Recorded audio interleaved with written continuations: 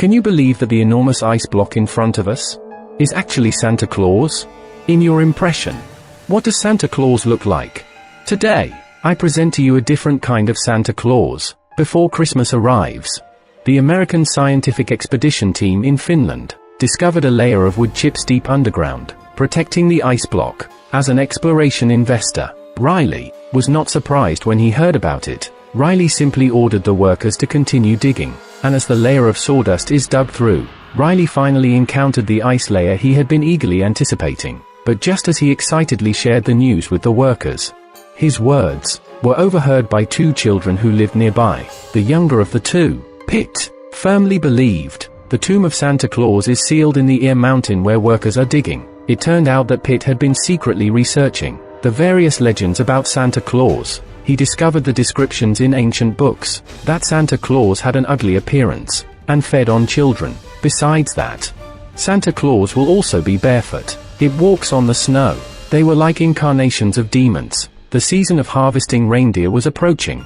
Pete's father, who was a butcher, Nolan, in order to protect against wolves, specifically set traps in the vicinity. After Nolan finished his work, he called for Pete, who was hiding in the house, to come downstairs. After Pete was startled awake by a snowball hitting the window, he immediately looked out the window.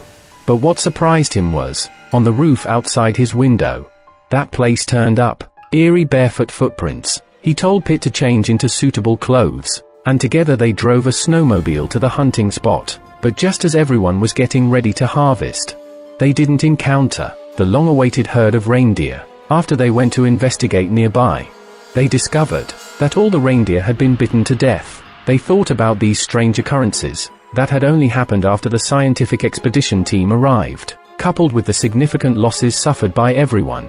An infuriated Nolan decided to hold the scientific expedition team accountable, ignoring everyone's objections.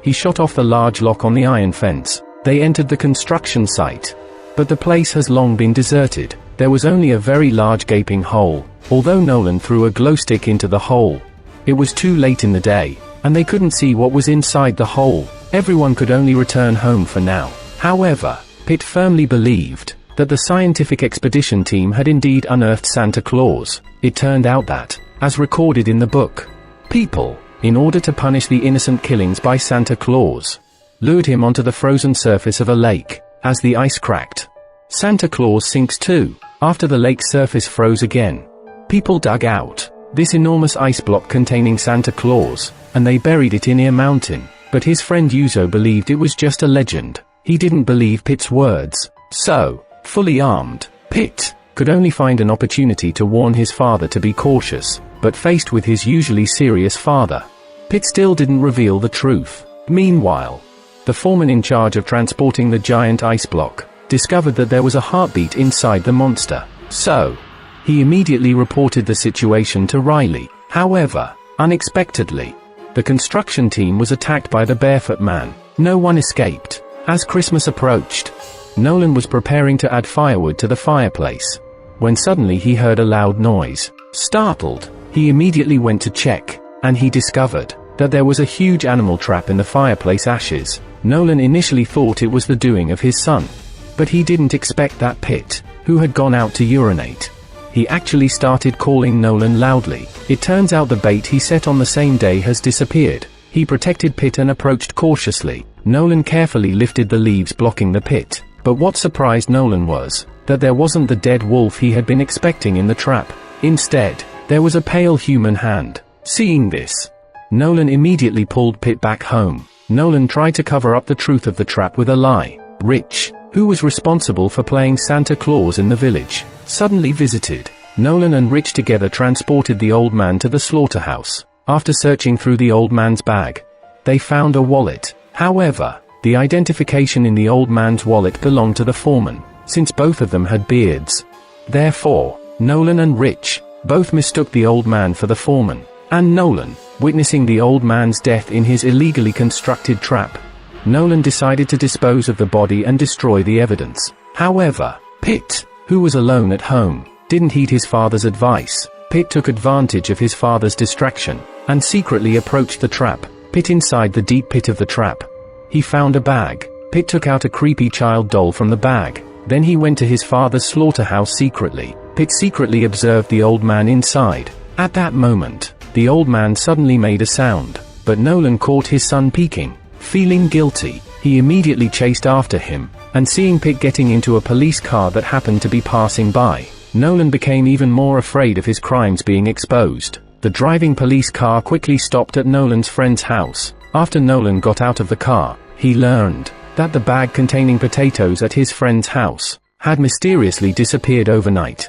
What's even more eerie is that the police told them all the heaters in the village were stolen last night. After he found out that his son did not betray him, Nolan prepared to leave with Pete. However, Pete ran to the second floor to search for Yuzo. Pete was surprised to find a creepy doll lying on Yuzo's bed. He intended to tell the adults about this, but the adults didn't take it seriously, because the foreman's ID card showed American citizenship. Nolan only speaks Finnish, so he asked his friend to accompany him home and act as a translator. But when they arrived at Nolan's house, they discovered that Rich's ear had been bitten by the old man. The attacked Rich believed that the awakened old man was not human, but Nolan thought he was exaggerating, so he and his friend with a gun walked into the slaughterhouse together. Meanwhile, Pete, who was sent back to the house, called his classmates one by one according to his memory. Pete discovered that all the children, except himself, had suddenly gone missing. He slowly realized that the man in the slaughterhouse was Santa Claus. So he went to the entrance of the slaughterhouse,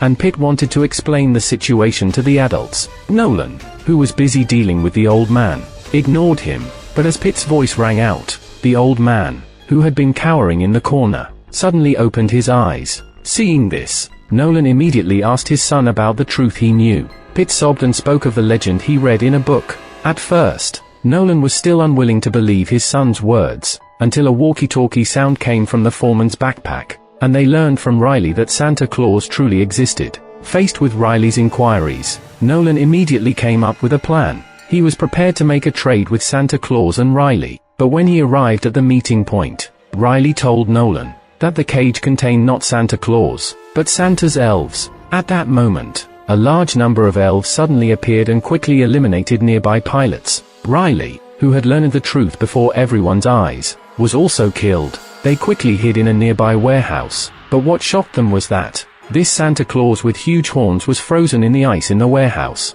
The missing heaters and children from the village are all here. The outside elves clearly want to help thaw Santa Claus, and ensure that the awakened Santa Claus can enjoy a delicious meal immediately. After figuring out the monster's intentions, the three adults kicked away all the heating devices around them. Yuzo was found by his father. He watched the frantic adults and the soon-to-be thawed Santa Claus. In a state of urgency, Pete fired a warning shot. However, everyone temporarily calmed down under his loud shouting.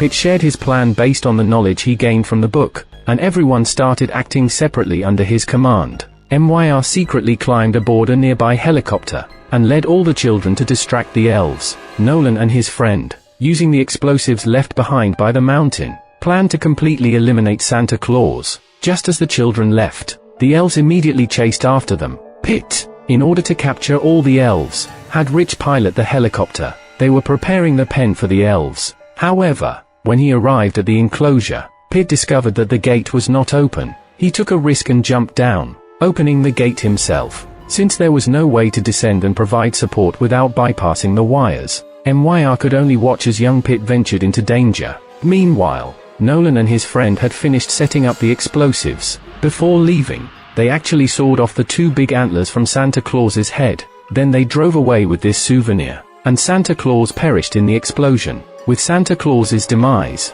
the elves that had rushed into the enclosure suddenly lost their direction. They stood still in the enclosure, looking bewildered at their surroundings. As the crisis seemed to be resolved, Nolan and the others witnessed Pete's cleverness once again as he came up with a plan to recover the losses. They turned their attention to this group of silver-haired elves. They conducted behavior training for Santa Claus. Any qualified Santa Claus would be sold at a high price as a rare product of Finland to other countries in need. Pete and his father, relying on this export business, no longer had to endure poverty and hardship. They could finally lead a happy and fulfilling life. The movie ends. In our impression, Santa Claus always has a kind and amiable appearance. The movie depicts Santa Claus from a novel perspective. If you are curious, I recommend watching the original film. However, If you are seeking excitement, I don't highly recommend watching it. If you enjoy my channel, please subscribe.